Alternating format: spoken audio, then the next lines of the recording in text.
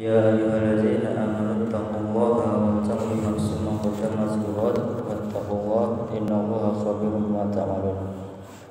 Alhamdulillah, jamaah salat subuh yang ingin salat dirahmati Allah SWT. Segala puji bagi Allah yang sampai saat ini masih memberikan kita nikmat kesehatan, nikmat kesempatan, nikmat iman dan Islam, sehingga kita bisa melaksanakan kewajiban kita selaku umat muslim, yaitu salat subuh secara berjamaah di masjid. Tak lupa salat beri salam mari kita haturkan kepada junjungan kita, Nabi agung kita, Nabi Muhammad sallallahu alaihi wasallam. Mudah-mudahan kita bisa istiqomah dalam menjalankan sunnah-sunnah beliau, dan mudah-mudahan kelak kita mendapatkan syafaat dari beliau. Amin ya rabbal alamin. Jamaah salat subuh yang insyaallah dirahmati Allah SWT, qadarullah yang bertugas sebagai kutum sedang berhalangan. Jadi saya menggantikan, dan perlu diketahui bahwasanya saya pribadi yang menyampaikan bukan berarti lebih berilmu dari bapak-bapak sekalian, tapi saya ingin sekedar sharing tentang apa yang saya ketahui. Jamaah yang dirahmati Allah SWT, jadi Allah berfirman dalam Quran surat Al-Furqan ayat 74, A'udzubillahi minasyaitonirrajim, walladzina yaquluna rabbana hab lana min azwajina wa dzurriyyatina qurrata a'yunin waj'alna lil muttaqina imama. Allah berfirman yang artinya, dan orang-orang yang berkata, ya Tuhan kami, anugerahkanlah kepada kami istri-istri kami dan anak cucu kami sebagai penyenang hati atau penyejuk hati, dan jadikanlah kami imam bagi orang-orang yang bertakwa. Jadi dalam ayat ini terdapat salah satu doa permohonan agar dikaruniai pasangan hidup dan juga keturunan yang qurrata a'yun. Qurrata a'yun itu berasal dari kata bahasa Arab yang artinya adalah penyejuk mata, penyejuk jiwa, penentram hati atau penyenang hati. Jadi disampaikan bahwasanya yang menjadikan penyejuk hati diantaranya adalah istri-istri dan juga anak-anak. Jamaah yang dirahmati Allah SWT, tetapi kita akan melihat ada beberapa hadis dan juga asar dari sahabat yang mereka menjelaskan tentang qurrata a'yun versi dari mereka. Seperti halnya Rasulullah SAW, beliau menyampaikan, di antara duniamu ada 3 perkara yang dititahkan menggembirakan hatiku, yaitu bau harum, yang kedua adalah perempuan, dan jadikan mataku terasa sejuk waktu mengerjakan sholat. Jadi jamaah, kenapa sholat itu menjadi hal yang disukai oleh Rasulullah SAW? Karena sholat itu bagi Rasulullah SAW itu waktu istirahatnya beliau. Kita pernah dengar ya. Jadi Rasulullah SAW itu senantiasa memanggil Sayyidina Bilal, wahai Bilal, istirahatkanlah aku, wahai Bilal, istirahatkanlah aku. Artinya apa? Artinya Sayyidina Bilal dipercepat untuk mengumandangkan azan, karena waktu sholat itu adalah waktu istirahatnya Rasulullah SAW.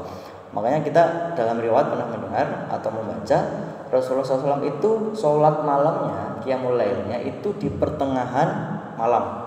Kurang ada yang mengatakan jam 11 atau jam 12, karena Rasulullah SAW itu selepas isya beliau langsung tidur kalau nggak ada kepentingan.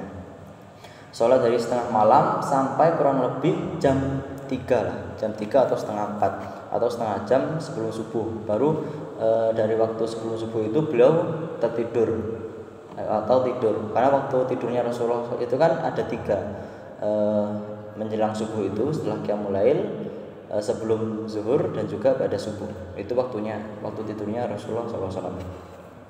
Nah, sholat itu dijadikan qurrata a'yun, penyejuk mata, penyejuk hati, penenang jiwa bagi Rasulullah. Jadi coba bayangkan Pak, sholat dari jam 12 sampai jam 3, kurang lebih 3 jam. Kita aja mungkin qiyamul lail atau tahajud setengah jam aja udah berat ya. Tapi ya itu beda yang kita dengan Rasulullah SAW. Makanya dalam suatu riwayat Rasulullah itu kakinya sampai bengkak karena saking lamanya sholat, saking khusyuknya, saking lamanya. Nah, Abu Bakar radhiyallahu anhu, beliau juga mengatakan ketika Rasulullah SAW menyampaikan apa yang beliau sukai, atau menjadi qurrata ayun, Abu Bakar juga menyampaikan, benar kau Rasulullah, di antara dunia ada 3 perkara yang menggembirakan hati kami, yaitu melihat wajah Rasulullah SAW ketika aku diberikan rahmat oleh Allah dengan rizki itu aku infakkan untuk dakwah Rasulullah. Yang ketiga, dan ketika 2 putriku dinikahi oleh Rasulullah SAW, yaitu Aisyah dan juga Ummul Kulsum. Nah jamaah, Abu Bakar menyampaikan yang pertama, melihat wajahnya Rasulullah itu termasuk qurrata ayun atau penyejuk hati, penang jiwa. Kenapa? Karena wajahnya Rasulullah SAW itu sangat indah sekali. Diriwayatkan dari Jabir radhiyallahu anhu. Jadi Jabir itu pada saat itu melihat bulan purnama. Bulan purnama itu kan indah ya Pak ya. Bulan purnama itu kan indah. Tapi setelah pandangan Jabir dialihkan ke Rasulullah SAW, itu keindahan wajah Rasulullah itu mengalahkan bulan purnama. Jadi saking indahnya.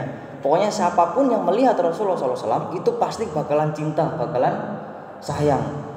Makanya kalau ada orang Quraisy yang tidak masuk Islam pada saat itu, seperti Abu Lahab, Abu Jahal, Umayyah bin Khalaf, alhamdulillah Abu Sufyan masuk Islam. Itu karena gengsi aja Pak. Karena gengsi. Karena mereka kan kepala suku, mereka kan orang-orang terpandang. Makanya mereka gengsi. Padahal mereka ya termasuk cinta dengan Rasulullah, membenarkan sampai-sampai ketika Rasulullah SAW qiyamul lail, mereka nyumput untuk mendengarkan bacaan Qur'annya Rasulullah itu. Dan alhamdulillah kita yang hidup 1400 tahun setelah Rasulullah, kita masih beriman Pak. Kita kan gak pernah melihat Rasulullah SAW.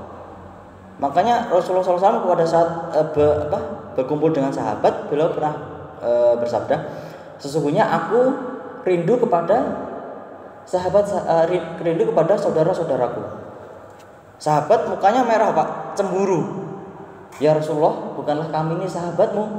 Kata Rasulullah, bukan, kalian bukan saudaraku, kalian sahabat-sahabatku. Lalu siapa saudaramu ya Rasulullah? Saudaraku adalah mereka yang tidak pernah melihatku, tetapi mereka beriman kepadaku. Masya Allah Pak, Rasulullah rindu kepada kita Pak. Kita nggak pernah melihat loh, kita nggak pernah melihat beliau, tapi kita bisa beriman kepadanya. Ini kan luar biasa. Makanya kita jaga keislaman kita, jangan sampai kita auzubillah murtad atau pindah agama.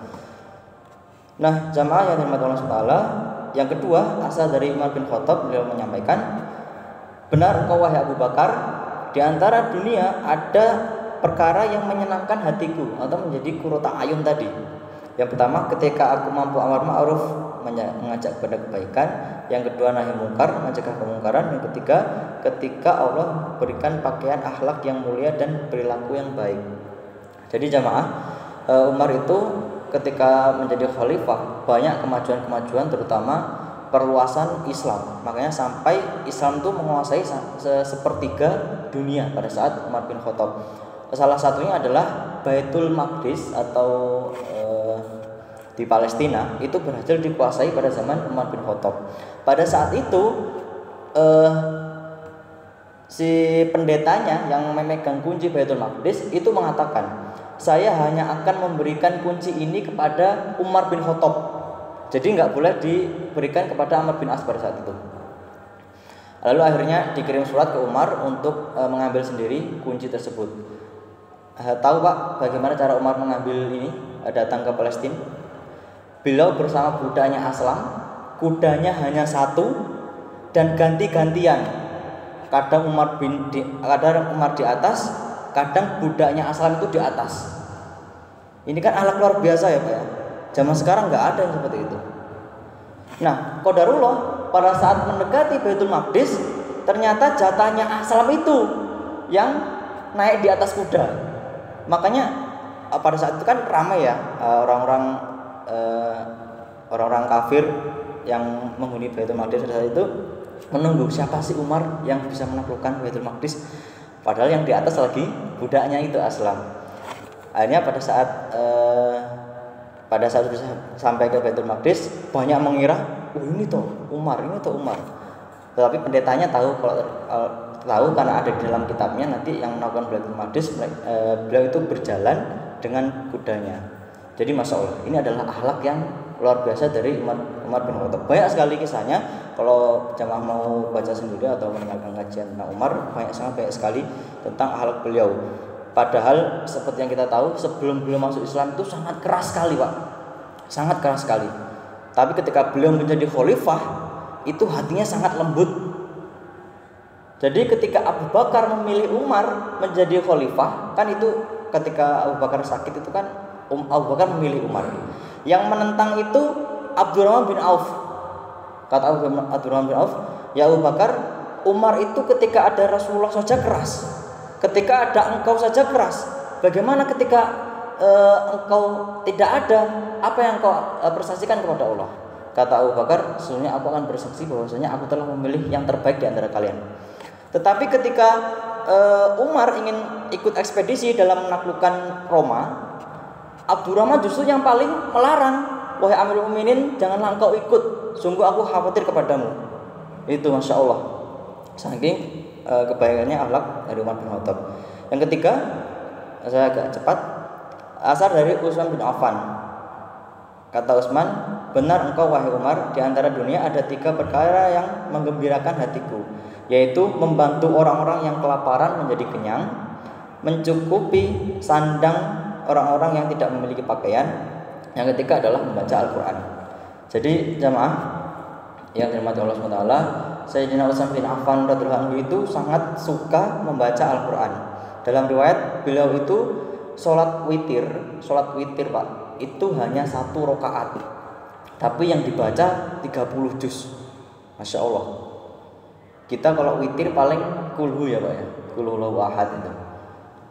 Pokoknya sudah jadi langganan. Tapi kalau Utsman enggak Pak, sampai 30 juz.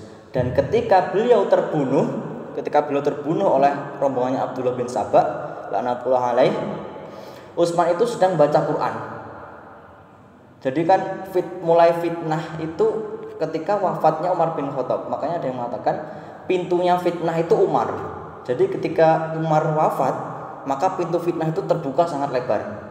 Makanya pada saat Utsman sebenarnya sejahtera juga, perluasan juga banyak, tetapi fitnah juga lebih banyak zaman Utsman. Makanya ketika sebelum Utsman wafat, Utsman bermimpi bertemu dengan Rasulullah, bertemu dengan Abu Bakar dan juga Umar. Kata Rasulullah dalam mimpinya itu berkata kepada Utsman, wahai Utsman, sesungguhnya engkau akan berbuka bersama kami. Makanya ketika Utsman wafat Pak, itu beliau sedang keadaan puasa karena sudah tahu akan mendekati ajalnya. Dan pada saat itu beliau juga sedang membaca Al-Quran. Masya Allah, saking cintanya kepada Al-Quran. Yang selanjutnya, yang terakhir, asar dari Ali bin Abi Thalib radhiyallahu anhu, beliau berkata, benar engkau wahai Utsman, yang membuat hatiku menjadi senang dari dunia ini ada 3, yaitu memuliakan tamu, yang kedua ketika puasa di musim panas, yang ketiga adalah memberikan kesempatan oleh Allah untuk berperang di jalan Allah dan bertemu dengan musuh di medan perang. Jadi jamaah yang dirahmati Allah SWT, mungkin itu sedikit tentang qurrata ayun atau penyejuk mata, penyenang hati, penyenang jiwa yang bisa saya sampaikan. Nah, mungkin kita juga mempunyai 3 atau berapa qurrata ayun yang menjadi penyejuk pandangan bagi kita semua, entah itu amal-amal kita, entah itu yang biasa kita lakukan, atau mungkin istri-istri dari jamaah sekalian.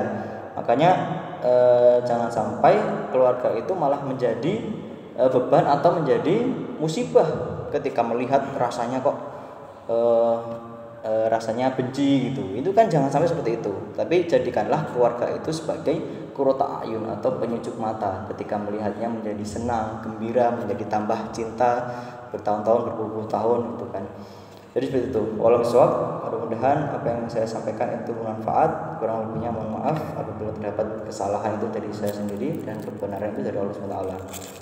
Subhanakallahumma bihamdika asyhadu an la ilaha illa anta astaghfiruka wa atubu ilaik. Wassalamualaikum warahmatullahi wabarakatuh.